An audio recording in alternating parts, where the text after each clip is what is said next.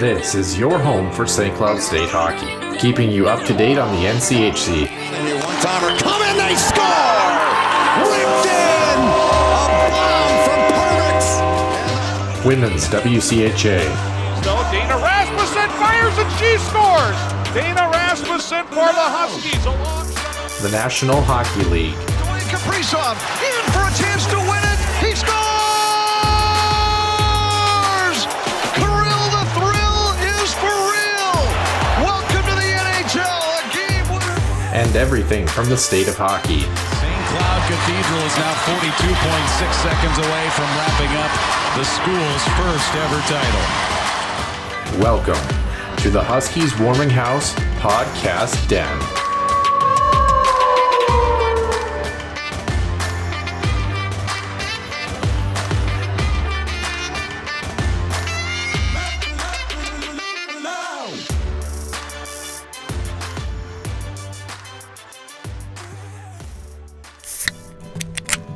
The Huskies Warming House podcast is also brought to you by the Soda Pod, home of NCAA college hockey news and more.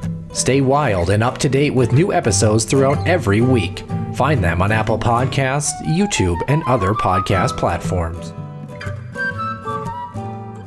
Welcome into the Huskies Warming House podcast, episode 203 here in the den. Nick Maxon alongside Noah Grant. And Nick, a very good week for us last week as far as the Huskies are concerned, but also personally show-wise.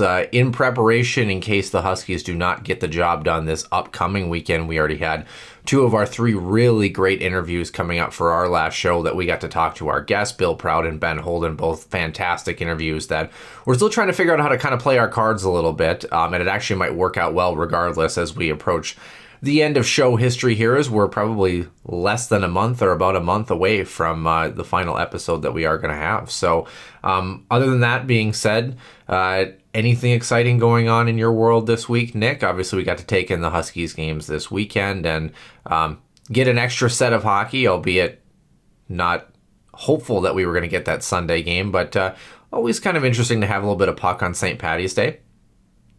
Yeah, I mean, not really. You know, this is always a really busy time for both of us. When is it not? Do we ever not have busy times? Like, have we ever come on this show and said, yeah, we're both on a beach somewhere and we have no plans for the foreseeable future? One of us has, and one of them recorded an episode on that said beach. So yes, so yeah, we're gonna table that discussion. So, but no, it's. The next few weeks are going to be crazy, right? So we, between the Huskies and, the Null, certainly in the Central Division, playoff race in full swing. Your Minotauro is actually looking all right. They've already clinched. I think, didn't Bismarck clinch last weekend too? Yeah, the question mark is going to be who's going to finish in first. They have each other for 4 more down the stretch, so that should be interesting. Could be potentially an 8-point swing if you want to be technical about it. It's a 9-point spread right now with, I want to say, 6 games for each team, 6 or 7. So something like that. And then Norseman I'll be up in your neck of the woods the next 2 weeks straight. Bismarck this weekend, Minot in the following weekend, which you're not going to be there, which I'm sure that's exactly how you drew it up. So yeah, I'm out there slanging Vicodin. You know how it is. Yeah, but it's funny, when we look back and we combine doing this show and and doing the other broadcasting duties, and then on top of that we had school and everything else back, and then it's like, how the we do it? Like, honestly, seriously. Like it's crazy, and it goes from 0 to 100. September, August, even though the show never stopped, right? And then it kind of goes from 100 to 0 pretty quick as well. And it'll be different this year, for sure, as we head to the end of the hockey season in multiple different levels. But yeah, this is the playoff season, as they say. It's the most exciting time, and it's gonna be busy, but it's gonna be fun to follow. And but this weekend pretty relaxed, because it's really the last weekend of relaxation, and we're gonna have the next 4 or 5 weeks. Yeah, I don't think Huskies fans are gonna be too relaxed entering the weekend though. And this is my favorite time of the year, that week before Selection Sunday, so to speak, and we get kind of all cards are on the table, what's there to play for. We'll talk about that. We looked at some scenarios. It's actually even simpler than we originally thought based on the updated I guess if you're using the "you are the committee" model from College Hockey News, if you believe that that's going to be an accurate predictor of the pairwise, the Huskies have one job, and it certainly doesn't change regardless of scenario. We'll talk about that on the men's side. On the women's side, Frozen Four coming up this weekend as well too, and they will close out their season in the NCAA. Without further ado, we start with Center Ice View News and Notes presented by HuskiesIllustrated.com and the Soda Pod. Center Ice View News and Notes. Center Ice View provides you with the best coverage of St. Cloud State Huskies hockey, from game notes, recaps, photos, and more. Go to centericeview.com.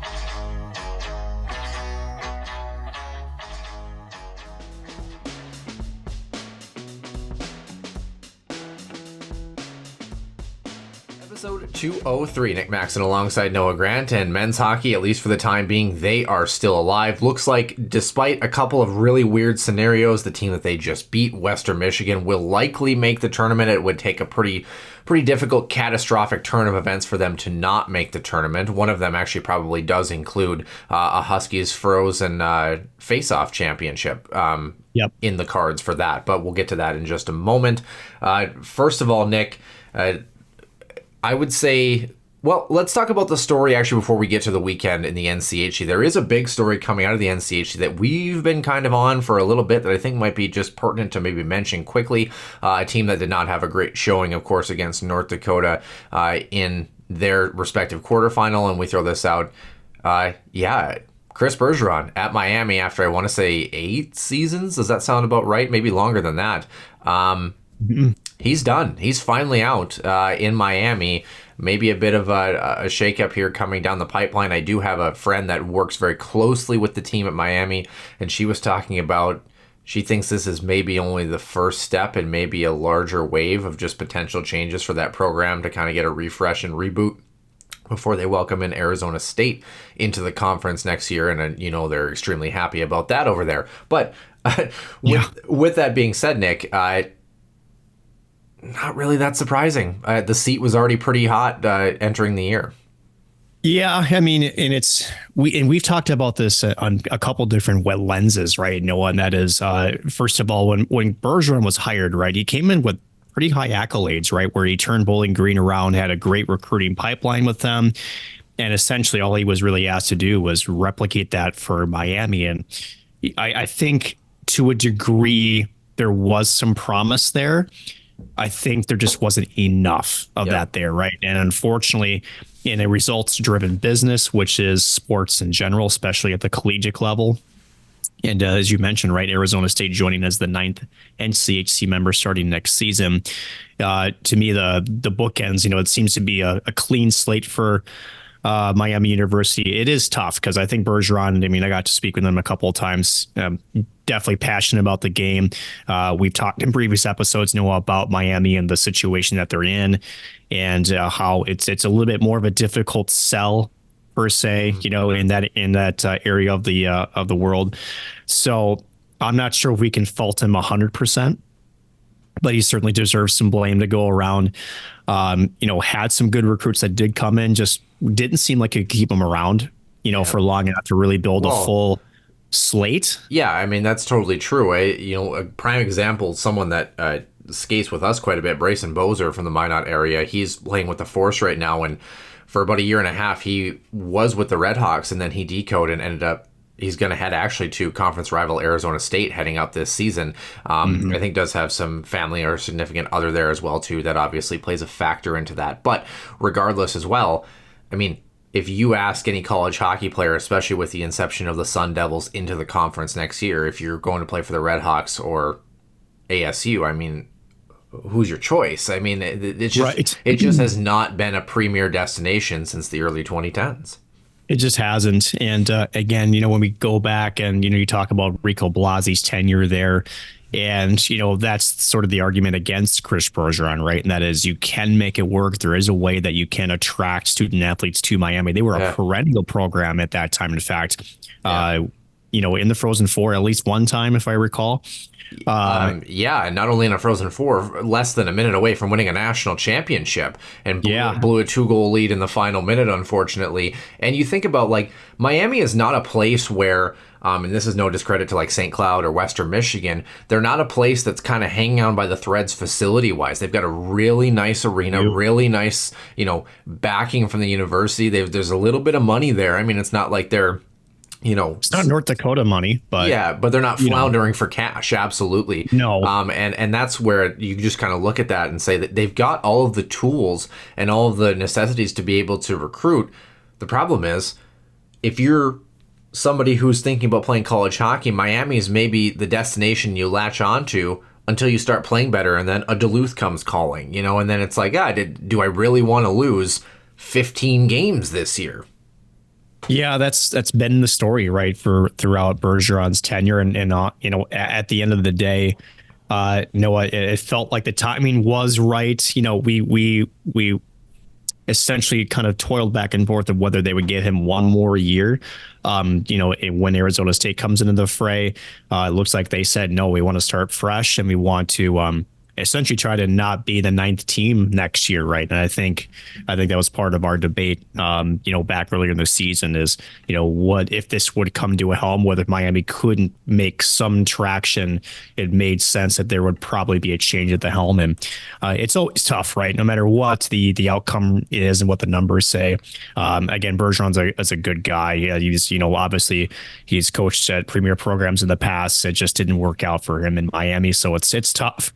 But probably the right move if you're Miami University, and probably the right time to do it as well. Yeah, would certainly agree. And it's just, we thought that they might be able to take a little bit of a jump this year. Ultimately, they're going to finish 7-26-3 on the season, 1-21-2 in conference play. Really, their big opportunity was they had a chance to take down North Dakota in regulation about a month ago on that Friday night and just couldn't do it, unfortunately. The other team that, of course, is out in the NCHC is Minnesota Duluth, who they finished in 7th. We're going to keep saying it. Anyway, 12-20-5 on the season, 8-14-2 in conference play. We're not able to solve Denver this past weekend as well. The Pios making quick work, actually, of Duluth, if you want to be truly honest with it. I mean, it wasn't really a whole lot of contest. 5-2 on the second night, 4-0 on the first night. A kind of a out with a whimper, unfortunately, for a team that has had destiny kind of written all over them the past couple of years, in the playoffs.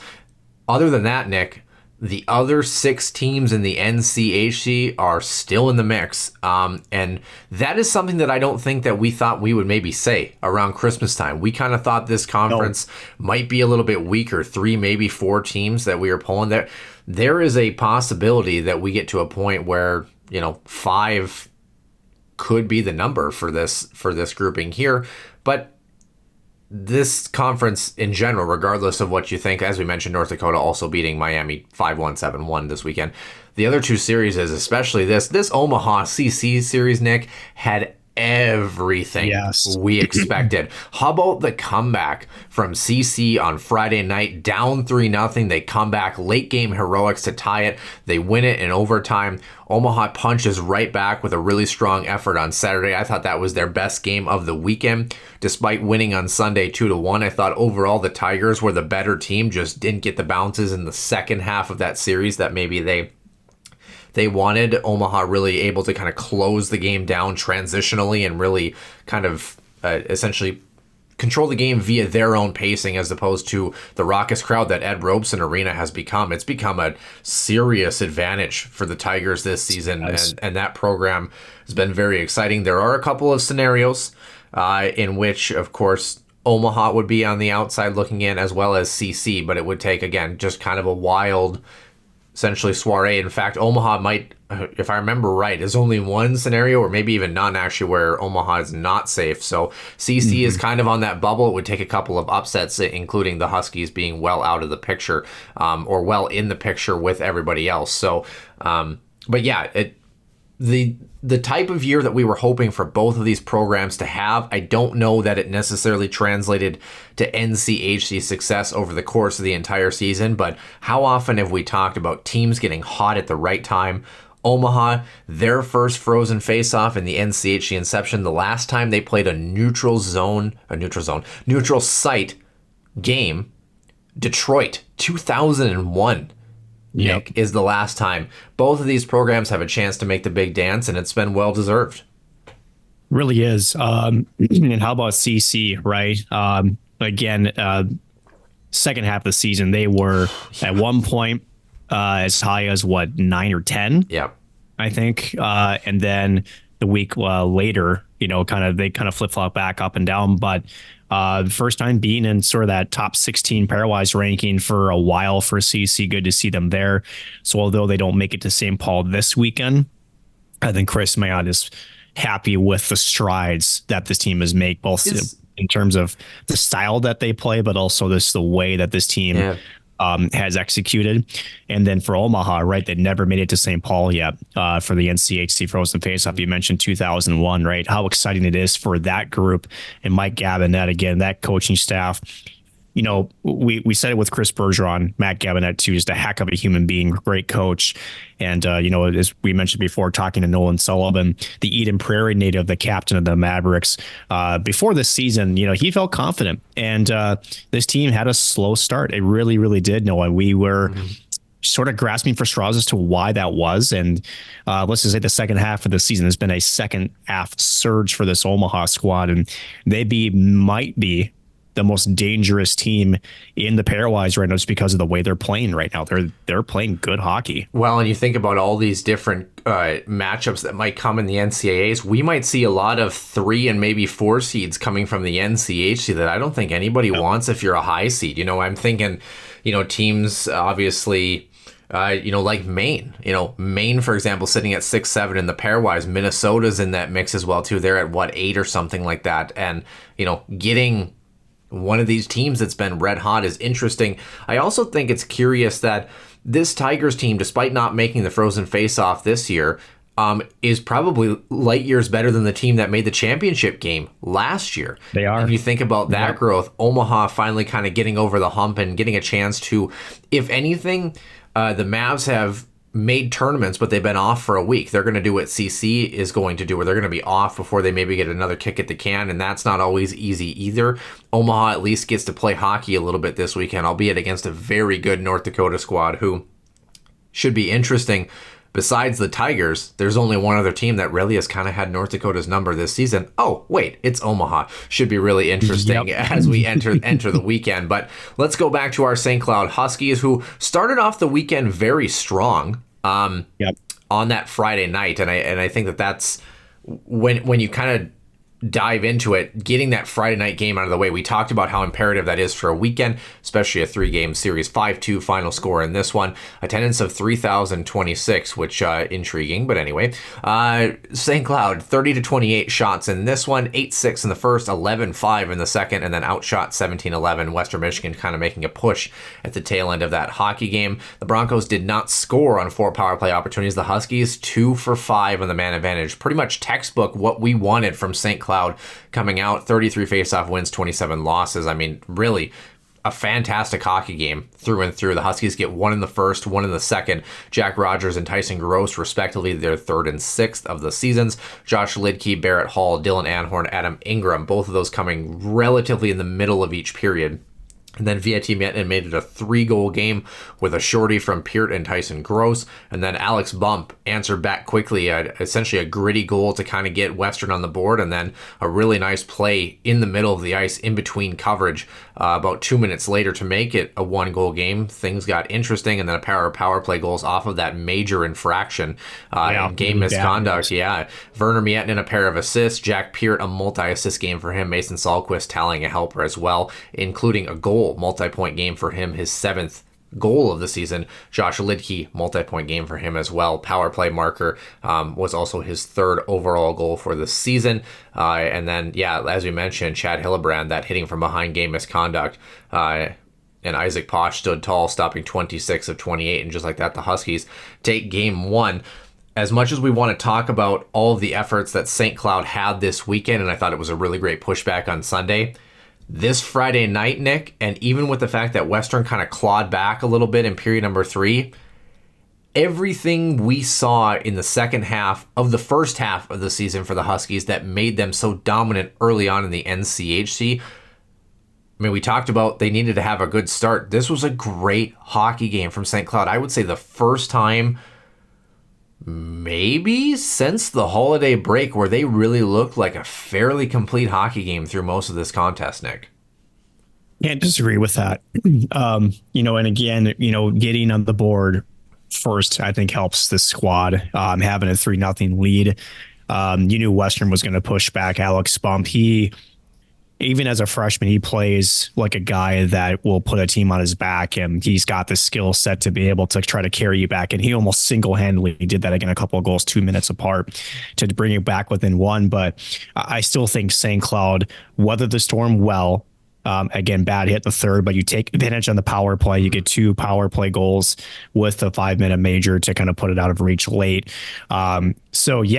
Just up and down that hockey game really felt like St. Cloud was in control of themselves, was, executing the game plan they needed to, and more so even when Bump made things interesting, that didn't feel like there was panic there. And I think that was the important thing, because we've seen this team this year give up leads, multiple goal leads, right? And so I think that was huge for them to be able to weather that storm and to be able to take that win home Friday, because I think you and I would both agree, had they lost that game on Friday, much different story, that we might be talking a whole different set of circumstances right now for this hockey squad. So good to see them able to take advantage when they could, and were able to bring it home on Friday. Yeah, like I said, I just thought it was from tip to tail in terms of complete effort. And what I mean by that is it was a game where, again, Western pushed back. The Huskies stayed tall. They played in the driver's seat. They were able to get the job done. Now, when we go back, even the previous weekend against Duluth, the Huskies played very well over the course of the weekend, especially that Saturday game, I think, even more so in Duluth, but they're just not executing. It's been a while since the Huskies have put together a game tip to tail where they've kind of matched the ebb and flow of the hockey game and been able to come out clean on the other side. I thought it was a really good effort for them. You think about the difference that Duluth series makes the weekend prior, by the way, we might have a very different pairwise implications here, which we'll get to, obviously. Saturday night, though, Nick, and I really want you to kind of speak on this one, not the result, if you were a St. Cloud fan, that you were looking for, a score bug to kind of forget here. And not the follow-up we were hoping. Attendance of just under 2,500. 6-1 the final for Western Michigan, who outshot the Huskies 40-16, 15-4, 7-8. The Broncos were outshot in the second, then 18-4. They put the nail in the coffin. 5 goals in period number 3, obviously. 2 for 5 on the power play. The Huskies 0 for 3 and were washed in the faceoff circle. 29 wins, 40 losses for the Huskies. St. Cloud scored the first goal of this game. Kyler Kupka, Dylan Anhorn found Tyson Gross for his 7th of the season, and then 10 minutes later, Western responded. This was in period number 2, and then 2 power play goals, an empty netter to boot, and then essentially some salt in the wound with about 16 seconds remaining was all she wrote for the Huskies. And of course, in that, Isaac Posh got game number 2, stopping 34 of 39. Empty netter, of course, doesn't count for him in that tally. Box scores are one thing, Nick. What did you see from this game? Was it really as bad as the box score, or was there some other factors that laid into a game where the Huskies maybe didn't repeat the success of Friday? There's a couple of things I noticed. One, the stats obviously don't tell us everything, right? Yep. I felt like it wasn't the worst game that I've seen, but certainly Western was more, shall we say, in the epitome of taking away time and space. They were really standing up at their own defensive blue line. Huskies weren't shooting the puck either. They weren't just getting pucks toward the net. They were looking for the passing plays. So it's not that they were trying to say they were getting too cute, but I think they really wanted to get more high danger scoring chances, and Western just wasn't giving it to them. And then, as you mentioned, Tyson Gross, who had one hell of a weekend, by the way, all 3 games for him. Yep. Western, I think, as much as we talk about the pairwise implications for St. Cloud, Western Michigan is not in an entirely safe spot either. Nope. And I think they knew that, if they would drop this game, not only would they lose a chance to go to St. Paul, but potentially put them in a spot that they would not be in control of their own destiny. Speaking of the NCAA tournament, so you could see that Western was really pushing the shot totals, really, I think, tell a tale there. So I think Western just kind of clamped down and really just took a hold of that hockey game, and really just after getting one on the board, they made a statement per se. So I wouldn't say it's not that the Huskies played terribly. It's more of, I think Western had a job to do. They knew they had to have it that day, and they went out and they just essentially took it. Do you agree with that sentiment? Well, I just think what a wild scenario. Think about it. Western Michigan about 5 spots ahead of the Huskies in the pairwise, despite being 3 spots behind in the NCHC. They're not even the home team, yet they have a better pairwise advantage, and the implications are staggering for both clubs. And as you mentioned, the 3-game set was about as least harmful for both squads as you could possibly imagine. I think when it comes down to it, same with Western, yes. Same with the Omaha CC series as well. No, but I mean, if you're the Huskies, I mean, you had to win the series. There's no doubt about that. Correct, but I do wonder if they would have done it in 2. Would that have changed anything? I'm not saying that it would. I don't think it would have been significant. Yeah. I still think they're in the same spot they're in now, which is they're going to have to take care of business against Denver no matter what on night number 1. But you do wonder, just for simply the standing side of it, where that may have left them. It's just an interesting. St. Cloud has the pairwise advantage on them, regardless, because I get that. More so, like, would they still be in essentially a tie for 16, or do they move up to like the 15 or 14 spot? Does that help them a little bit? Either way, it would have been minuscule, but sometimes that cut line, we talk about scenarios, and we'll get into more of that here in a little bit. Sometimes that one spot could mean a big difference between your season continuing and ending. So, just more curious. Like I said, I don't expect it, had it happened, to have been a huge difference, but maybe it is the one that could be a difference maker. You never know. And I actually like the fact that the Huskies have their backs against the wall from here on out, because really once you hit Sunday, all bets were off. And here's what you have to keep in mind. We're going to break down Sunday's game, but then you have to think about the same mindset here. We've been nitpicking this St. Cloud team, things they can work on, things they can tweak. Hopefully we get to talk about it for another week. But at this point in the season, I don't care if the Huskies are outshot by 40. I do not care. At this point in the year, the team is who they are. Yep. The job has to get done. You win a game, you move on. You lose a game, you're done. And that's what the Huskies... And we've seen that, Noah, right? Yep. And we've seen it where you're heavily outplayed.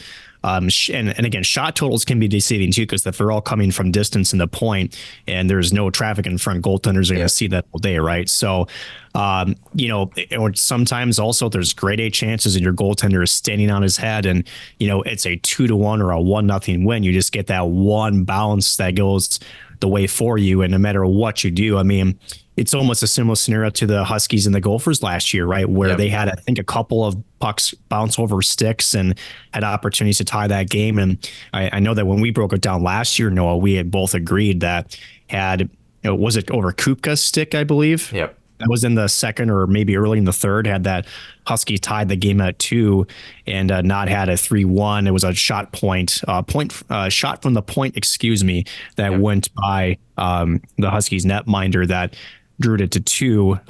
We feel like the Huskies were playing better in the second half of that game. And again, you just never know. So to your point, no, it's 100% right. Sometimes you have to scratch and claw your way to get just to your next night. And, they don't always have to be pretty, but like you said, you got to get the job done.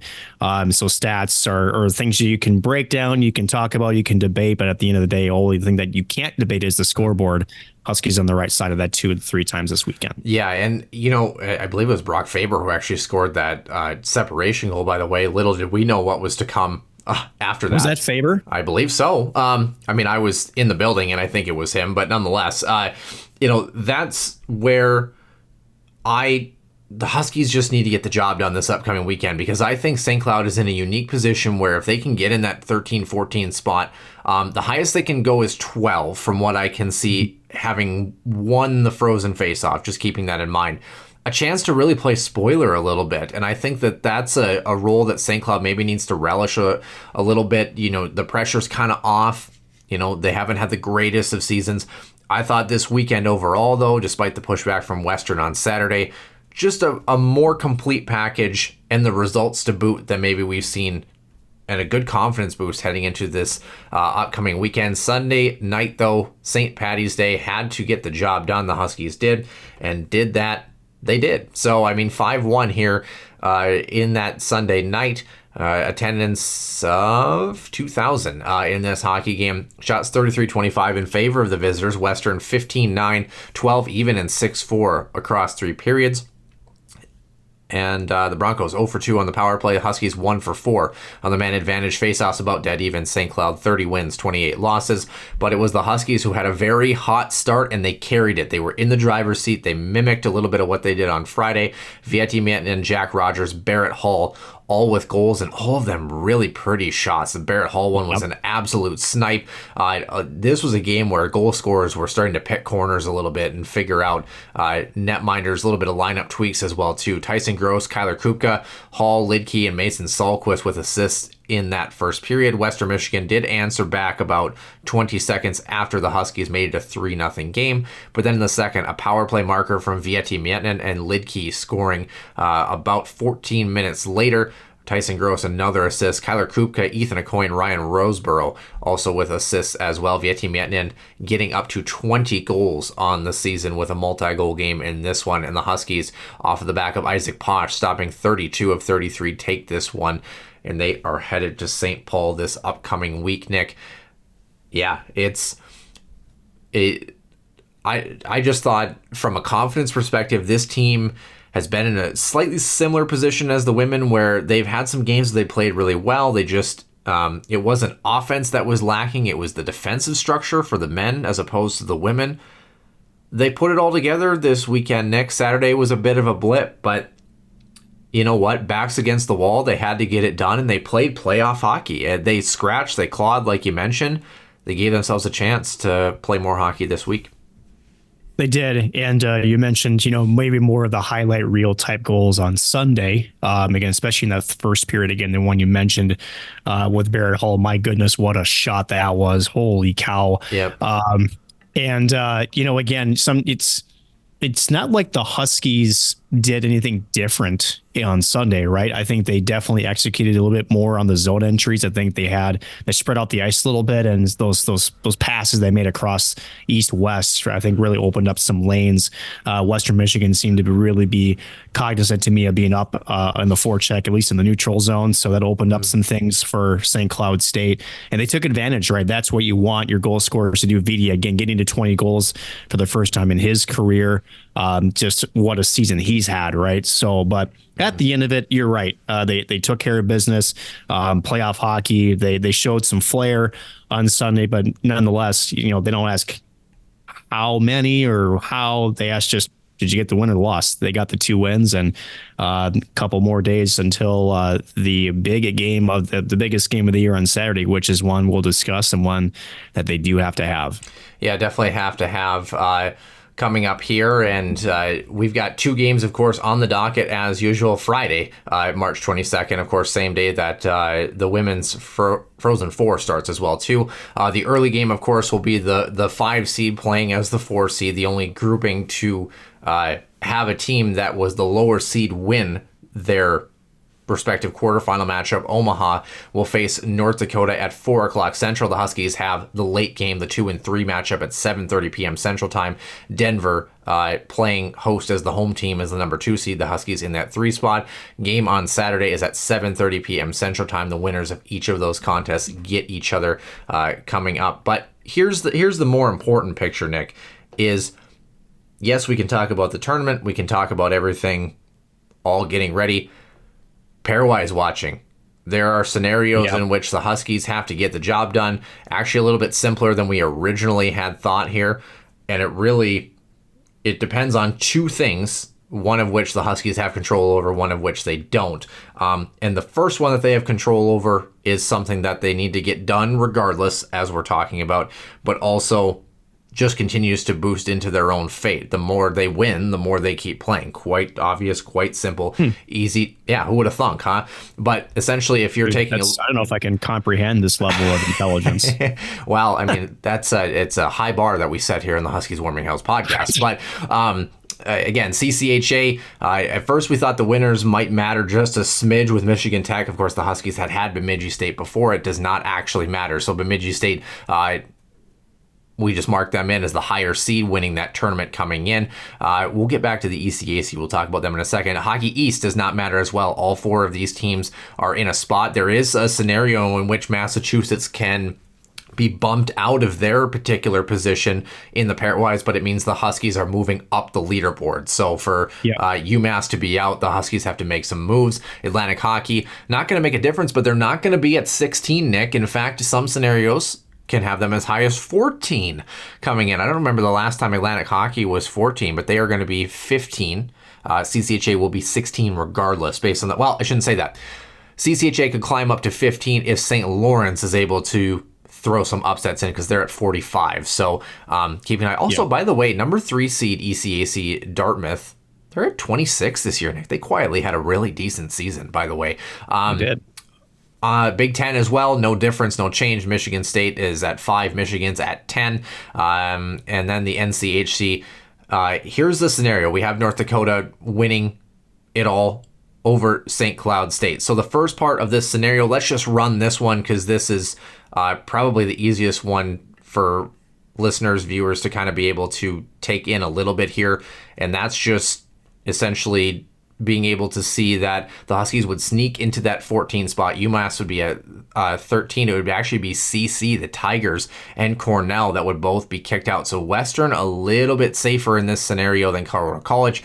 Other scenarios dependent on the Huskies see the Tigers move out of the way. So, but this is kind of the simplest variation of this. Now, if you want to go back and you want to essentially have the same exact scenario, but you want to have the Huskies, and of course we've got ads all over the place as is per usual, but if you want the Huskies to end up winning this series instead of North Dakota in that final grouping, 11 is the highest that the Huskies can climb in the pairwise. Just based on this, I suppose if you have maybe an upset or two, you might see some switch, but that's the best the Huskies really can do. Ended up beating North Dakota and sealing the deal and putting themselves into a slightly comfortable 3 seed. Look at that bracket integrity there. 11, 12, 13, St. Cloud State, Omaha, Western Michigan, 3 NCHC teams at the bottom that might drive away some bracketologists nuts, but nonetheless, not something the Huskies have control over, but would be happy to be in that spot regardless. Yeah, absolutely. So, essentially what it comes back down to, we talked about the ECAC. Quinnipiac's got to help the Huskies. Things get way more difficult if Quinnipiac does not win the ECAC. Everybody else is on the outside looking in, except for Cornell, which is right next to St. Cloud in that same exact grouping. So, and Cornell's fate obviously very tied to St. Cloud as well. And of course, their success in the ECAC if they want to get that auto bid. So, and the Huskies, their fate tied to potentially winning the NCHC Frozen Faceoff, but that means nothing. The Huskies do not do anything at all. They have to win on Friday night. Very simple. Win a hockey game. Keep playing. Essentially, your fate is truly in your own hands. I know that sounds obvious. You keep winning. You keep playing. But you can talk about the scenarios all day. This Denver team, knock on wood, in years past has not had the greatest showing in the NCHC Frozen Faceoff because of the implications of the game. They are a very high seed, likely going to be a number 1 seed potentially entering the tournament, if not a very high number 2 seed, depending on how things shake out. Huskies have a chance to take advantage a little bit here, Nick. Have to play some desperate hockey. Have to allow Denver to do what they've done in years past, which is allow a team that's in a lower position than they are to come out hungrier and win a hockey game. How does St. Cloud do that? You play exactly how you did this weekend against Western Michigan. Exactly how you do it. Because like you said, you are who you are this time of year. So you got to stick with what's working. Despite Brett Larson making a few lineup tweaks throughout the weekend. You got to have a great start. I think Denver, again, as you mentioned, and it's not something that, as we talked with NCAA, it's not something David Carl would address directly, right? But being inside the Xcel Energy Center the past couple of seasons of watching the Pioneers in those games, it to me was very obvious that Denver was not employing, shall we say, its most aggressive forecheck. There seemed to have been the mantra is, let's get out of this in one piece. Let's make sure we're not injured. We got bigger fish to fry. Mind you, that mantra a couple of years ago won him a national championship. So Yep. I'm not saying that's a negative thing by any stretch of the imagination, because I think there is a sentiment as the Minnesota Wild, if they would have had Eriksson Ek in their lineup last year, what that may have done to that Dallas series. So I think there is something to it. And again, you're a lock. You're going to be a 1 or a high 2 seed, so you kind of think of, from their perspective, what's to gain in that game, right? More so, I think the bigger question is what you can lose. And if you are sending everybody hard, a strong 1-2 forecheck and some guys get injured, now the bigger prize that you really want, that elusive, was it 9th or 10th national championship, one of the two? Yeah. Is now sort of a little bit less there. Also for St. Cloud State, one thing that also might help is I believe Carter King and Massimo Rizzo are still very much questionable to not be in the lineup for Denver. So that's again their top 2 centers. Mind you, St. Cloud couldn't beat Denver with those same 2 out of the lineup not that long ago. But there is that. So if it's an advantage for St. Cloud, I think if they can get up on the board first, I think you do at that point control the game the way you want to control it. I think you got to score first, but stay hungry again. Western Michigan show that they can, counterpunch. So that to me is how you do it. I'm curious to know if you agree with anything I've said, which is not usually a lot. The counterpoint to all of this, and I agree with exactly what you're saying. The counterpoint is, well, what incentive does Denver have to win this hockey game? Right now, Denver is at 4 in the pairwise. Should the Huskies have a good enough showing where they can beat the Pioneers and beat whoever they play in the Frozen Face-Off Championship game, which North Dakota helps them pairwise-wise and scenario-wise better than Omaha does. As much as we want to see the Mavs win, North Dakota is the better matchup for a variety of reasons in that regard. Yep. If the Huskies get past that first game, they're able to win the Frozen Face-Off. They slot in at 11. Do not forget, the last number 1 seed at 4 is Denver. So there is a somewhat probability, especially at 11, 12, 13 in any capacity, or as we've seen 11 through 14, depending on scenarios, if the Huskies lose the Frozen Face-Off Championship game, Pios could get the Huskies in the same bracket. So the former World Junior Championship gold medalist winning coaches, Brett Larson, of course, on one side, and then you've got Denver on the other side, coached by the illustrious David Carl. They might not want to see each other again after this weekend, in certain scenarios. So that's the incentive for the Pioneers to kind of push somebody else out of the fray. On the opposite side, a known commodity potentially if the Huskies can make the big dance. So, Nick, final parting thoughts here. The Huskies, this show will come out on Wednesday. St. Cloud playing 2 days later during that evening game on Friday night. Looking to hopefully play some more hockey on Saturday. What will we talk about in the show next week, and does it involve the Huskies playing hockey for another set of downs? I sure hope so. Mm-hmm. And I wish I could be more confident in that answer. No, I really do. And that's, I don't know if that's just because we know we know the reality. We know what this team is capable of.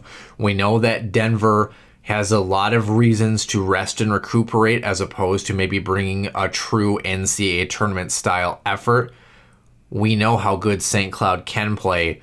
The track record in the second half has not alluded to that. If we get the Huskies team that we know they can play to, and they still don't win that hockey game and it ends up in overtime, I think we can go away from this game satisfied. Or if they get the job done and they play another night. I think our fear, I think I speak for you, Nick, it's not necessarily about the result. It's we want to see this team go down swinging if they're going to go down. We want to see them put it all together.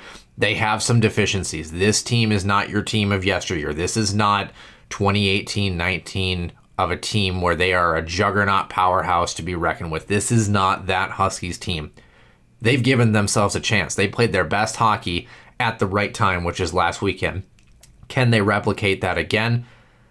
Last season here, the Huskies Warming House podcast, we'd like to talk hockey a little bit more regarding St. Cloud State on the men's side, Nick, and I think we're very excited to talk about that. So very quickly, before we go, on the women's side, we are getting ready to close out the season, by the way. We did have hockey last weekend in the NCAAs, and boy, did we have it. Duluth 1-0 over UConn in double overtime. Didn't make a whole lot of difference. Ohio State was the team we thought they were going to be. 9-0 was the final. 2 days later, Clarkson beating Minnesota, the Golden Gophers, dropping in 4 overtimes. That Clarkson team in the 4 seed playing Minnesota, who was on the road at 5. They will get Ohio State, Will Clarkson. That should be a very interesting matchup coming up on Friday night in the top half of that bracket. My money is still on Ohio State. They are a good hockey team. I don't think they're going to miss this year. On the other side of things, there's only one team that I think can really stop them, to be honest with you. Yeah, exactly. Cornell 7-1 over Stonehill, and then St. Lawrence 1-0 over Penn State, and St. Lawrence losing 4-0 to the Badgers on that side of things. And then Colgate and Cornell, it was Colgate 3-1. So they are going to get Wisconsin, the winners of those 2 hockey games, Colgate and Wisconsin at 7:30 Eastern time. These games, of course, in New Hampshire. So 6:30 Central, Colgate, Wisconsin, the late game. The early game, 4 o'clock Eastern, 3 Central. Ohio State and Clarkson, the winners, get each other at 3 o'clock Central, 4 o'clock Eastern on that Sunday. Remember, they play Friday, Sunday for the women's bracket. So selection Sunday on the men's side will culminate with a national champion on the women's side. I still think Ohio State and Wisconsin get each other, and I think the Buckeyes vindicate their demons from last year. Nick, your final predictions in the last week of hockey in the NCAA on the women's side? I'm going to go Wisconsin. Of course you are. Of course, because here's what happened last year. I thought I was in the same boat as you are. I thought Ohio State was good enough to win last year, in Wisconsin, just with the way that group plays at this time of the year. They're a tough out. They just are a tough out. Yep. And as much firepower as Ohio State does, and that is one deep hockey team. They've been the consensus number 1 pretty much all season. If these two face again in another national championship game, Wisconsin is giving them fits. So I'm going to go ahead and say Badgers in the attempt to be the wrong side, and then Ohio State actually comes up on top. So, but I mean, either way, WCHA represented well. I don't think it's going to be 1-0 like last year. I think we're going to get a little more scoring. I could see overtime, though. You know me. Yeah, well, I wonder how much of that you built that into your script. Like, where can I plug in the words overtime into the podcast? I gotta get my quota of 10. It's just like that state trooper off of I-29. I gotta get 10. No, I'm kidding. But no, those two teams, I think Ohio State's going to roll past Clarkson. I think Wisconsin is going to take care of business against, is it Colgate, right? Yep. Okay. So again, an all WCHA national championship game. And again, either one of those teams well deserving, but really tough for me to count out Wisconsin just because of the coaching staff that they have there. And again, that team just continues, although they don't maybe, shall we say, they're not as the high powered offense we see with Ohio State. They just know how to play and adjust in a an all or nothing game. And it's hard to go against the Badgers. Final kind of thing that I want to do very quickly here, Nick. We bounced around a little bit from men's to women's, and we were thinking predictions. You know what? We're not going to have a show next year, so why not do just a little bit more very quick predictions here, Nick? One more time, I think maybe on the men's side here, we're looking at the You Are the Committee pieces here. Kind of hard to see the very bottom piece of this, but or the top of this, I should say. It's kind of hard to get it. Trying to avoid some ads here if I can, but yeah, we'll do our best. Top matchup here that you can't really see is Bemidji State and Michigan Tech. Let's just go down the line, Nick, real quickly. We'll do this. We'll do the single tournament eliminations first, and then we'll get to the bigger ones. CCHA 1 Bemidji, 2 Michigan Tech. Who comes out of that one? Bemidji. I think so as well. RIT, AIC, and Atlantic Hockey. RIT. I think RIT as well. 21 versus 25 in that matchup, in case you were curious, pairwise wise. Wait, 10. 2 Atlantic hockey teams at top 25. What the hell? Oh, yeah. You better believe it, buddy. Michigan State, speaking of teams on the rise, they got the job done. They're 5 in the pairwise. They face number 10, Michigan, who bested the 2nd seed in Minnesota. The 2 Michigan schools. Who comes out in that one? I'm picking the upset. I'm going with the Wolverines. I'm going to go with the Spartans. I just think that they've had such a good year. I think they're going to get the job done. This Michigan team is still a little bit raw. Well, Hockey East, let's go with a tournament that has very little bearing on the Huskies world here. 1 BC for UMass. That's the number 2 team or number 1 team in the country versus the number 12, 13, somewhere around there. What do you got? BC. I think so as well. This other matchup, number 2 versus number 6, I believe, in the country. This should be a good one. Maine BU at 2 and 3. BU. Yeah, what a wild matchup. I'm going to go with the upset. I'm going to say Maine gets BC in the Hockey East Championship for that tournament. BC gets the job done, though, over the Black Bears. You have the Boston schools matching up. Is it going to be Terriers or Eagles? It's going to be the Boston College Eagles that take away.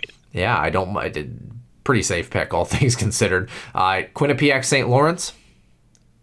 Quinnipiac. Yeah, ECAC. If you're a Huskies fan, you better pray to God it's the Bobcats. And then on the other side, Cornell sitting at, I believe, 14-15. They're right next to the Huskies and the pairwise. They have number 26 Dartmouth as the 3 seed. What do you got? I'm going to go with Cornell. I am too, although I would love to see Dartmouth win that game. That would be a big help. Yeah, but at the same time, then you shake in your boots a little bit because then Quinnipiac has a more difficult task. Quinnipiac-Cornell is a safer matchup if you're a Huskies fan as well, too. We want chaos, but not at our expense, Exactly. Although it seems to end up that way. And then the NCHC, Nick, 4 Omaha, 1 North Dakota. Who comes out of that one? Speaking of chaos, let's go with Omaha because they've had UND's number this year. Yeah, I'm going to go with the Fighting Hawks. If you're a Huskies fan, you're wondering who to follow. I hate to say it, Fighting Hawks is your safer bet right now as far as pairwise is concerned. On the other side of things, Nick, we know who we want to win this hockey game. We just know. My question is, regardless of if it's Omaha or North Dakota, will the team coming out of that side of the bracket beat the team coming out of St. Cloud, Denver?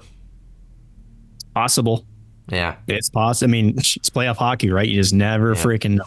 So I certainly think the NCHC and to a lesser extent maybe Hockey East are going to be the 2 tournaments that we're going to see a lot of parity coming out, and it could be anybody's guess as to who takes this one home. But it doesn't make a difference if the Huskies don't get the job done in the late night game on Friday night. Men's hockey looking for a chance to play a little bit more on Saturday and maybe earn an NCAA berth in the following weeks. For Nick Maxon, I'm Noah Grant, and we will see you soon in the Den.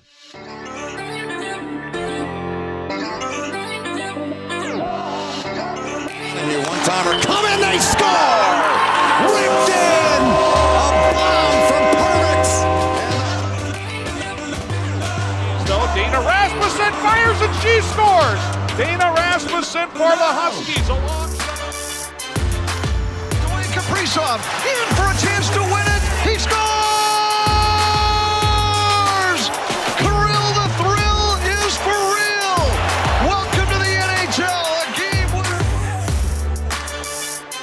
St. Cloud Cathedral is now 42.6 seconds away from wrapping up the school's first ever title.